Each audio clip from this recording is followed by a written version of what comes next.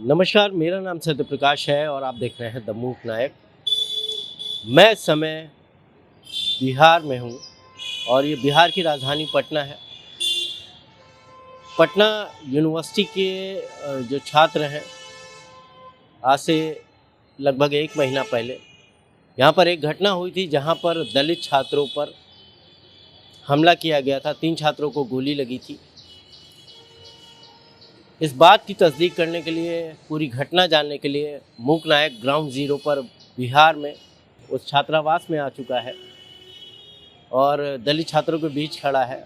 उनसे जानेगा कि ये घटना क्या थी, यह कैसे हुई और पूरी घटना में पुलिस ने अभी तक क्या कार्रवाई की है, यह हम इन छात्रों से जानेंगे।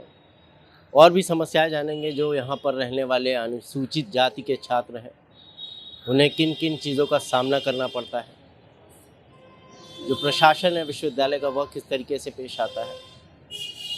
इसके अलावा क्या उन्हें मूलभूत सुविधाएं जो यहाँ पर हैं, सुरक्षा, स्वास्थ्य और भोजन, इन सब के बारे में बातचीत करेंगे हमारे छात्रों से।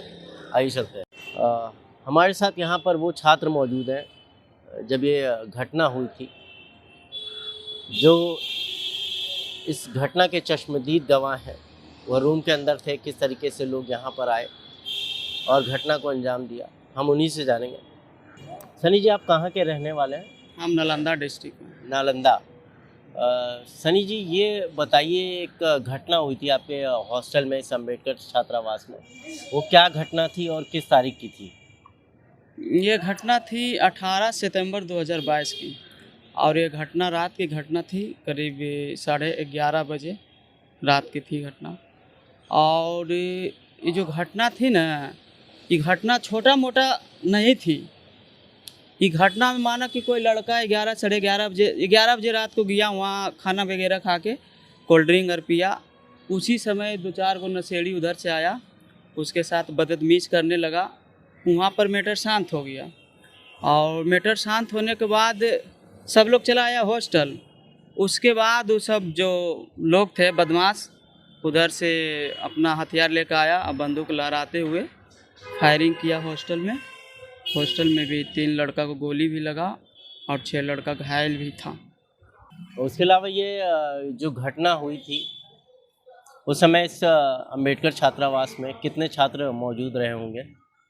करीब वही 100 की संख्या में थे। तो ये घटना कहाँ पर हुई थी?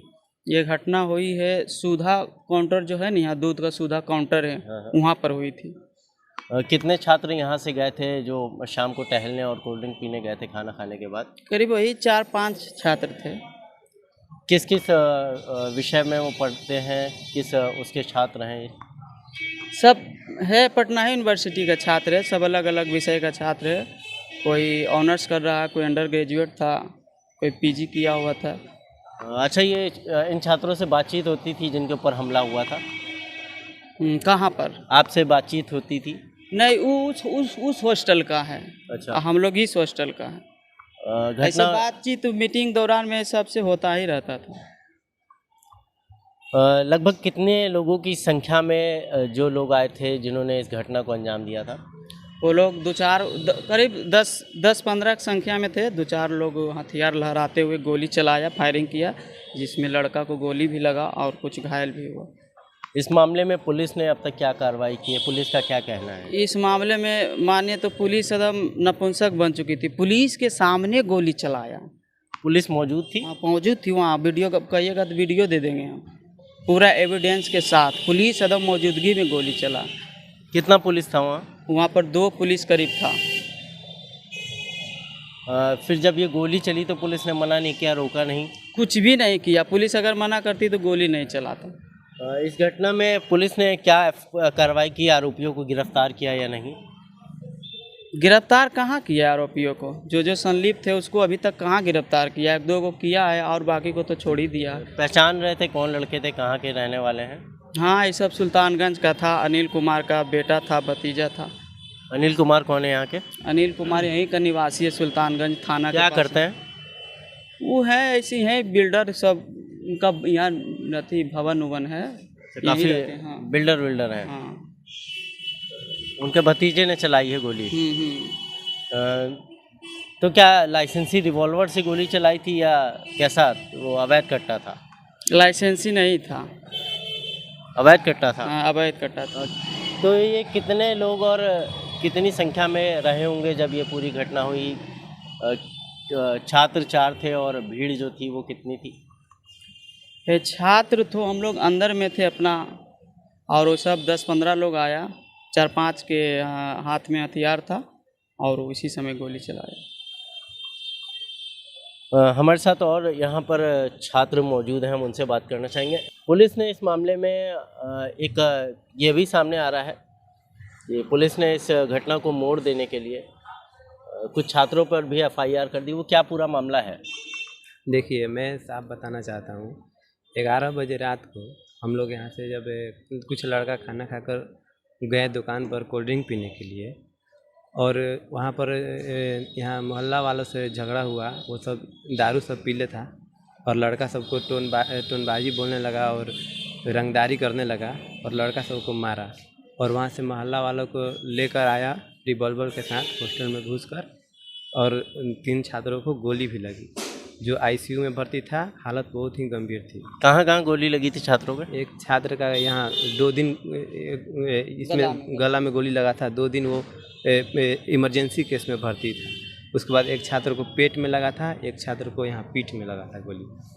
अब देखिए, बात यहाँ होती है कि छात्र गए कोल्ड ड्रिंक पीने के लिए और वहाँ से झूठी मुकदमा कर दिया जाता है कि इस केस को दबाने के लिए झूठी मुकदमा छात्रों पर कर दिया जाता है कि लड़की छेड़ा गया था।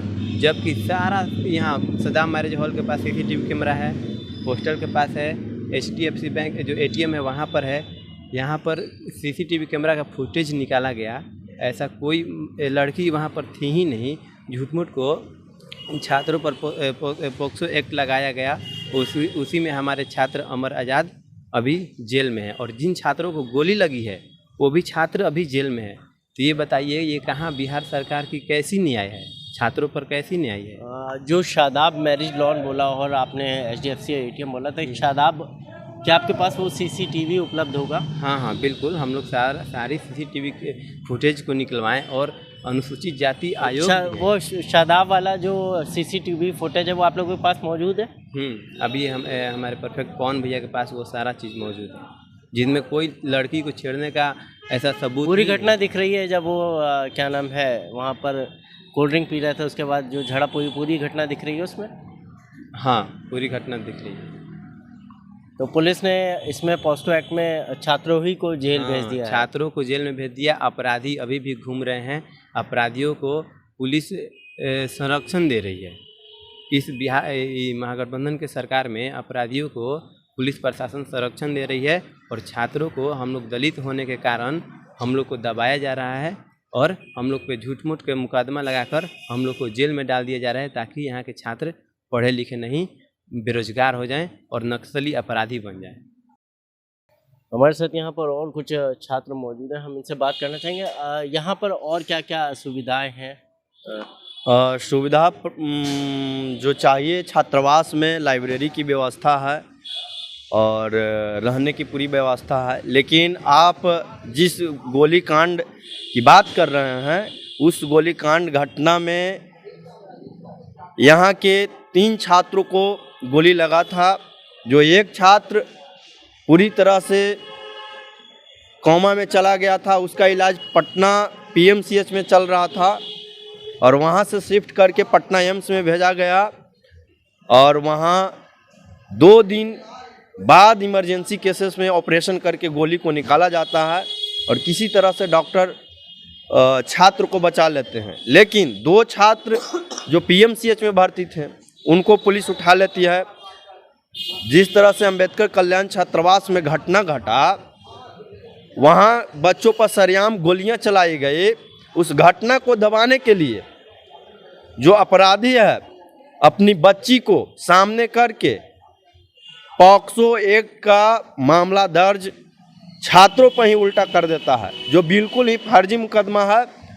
हम मांग करते हैं कि यहाँ का जो भी CCTV फुटेज है और अगल बगल में जो भी CCTV फुटेज है, उसका पूरा रिपोर्ट खंगाला जाए और इस मुकदमा का पूरा जांच किया जाए क्या है, सही है, वास्तविकता पता किया जाए।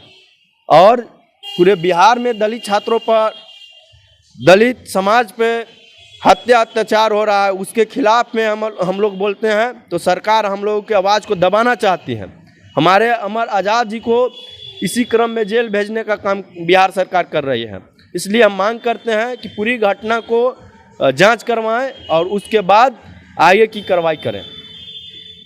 तो ये हमारे साथ अम्बेडकर छात्रावास के छात्र थे। इन्होंने बताया कि ये 18 सितंबर को घटना हुई। इसके बाद जो पुलिस ने कार्रवाई की है वो चौंका देने वाली है। पुलिस छात्रों का आरोप है कि इन छात्रों की आवाज़ दबाने के लिए गलत तरीके से पुलिस ने पॉस्को एक्ट की तहरीर लेकर मुकदमा दर्ज कर दिया। इसके अलावा इन छात्रों का यह भी कहना है कि जो ये घटना हुई थी वहाँ का सीसीटीवी फुटेज खंगाला जाए तो उससे भी सत्यता सामने आ जाएगी।